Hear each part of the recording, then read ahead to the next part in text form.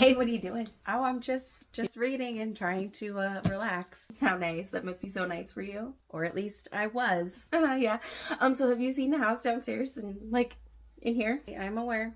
No, it's really bad. Yeah, I did a lot this weekend. I did a lot of chores. I did a lot around the house. But I'm going to take some time to shut my brain off. I don't know why you're trying to relax. It's really gross down there. Or at least try to. And I don't think that there's a crime in that. So I think that there's like a million things that we could do. We could be doing the dishes. We could be doing laundry.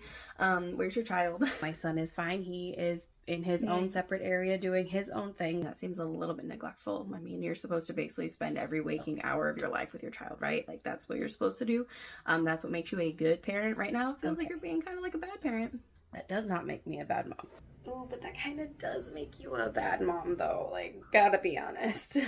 Who invited you? Girl? Oh, nobody invited me. I've just kind of been here all along, just in the back of your mind. But what if somebody were to just come over unannounced and then they would see what we really live like? Nobody's gonna come into my house right now unannounced, and if they do, and if they really care about me as a person, they won't care what my house looks like. It's like really gross down there. Like, they would probably hate you. Then I should probably find some new friends if that's the case. So can I go back to my reading now? Are you guys done? Are we gonna be quiet and try to finish this book? Good luck, you can try. I'll just go back to the back of your mind and let you read and get some you time in.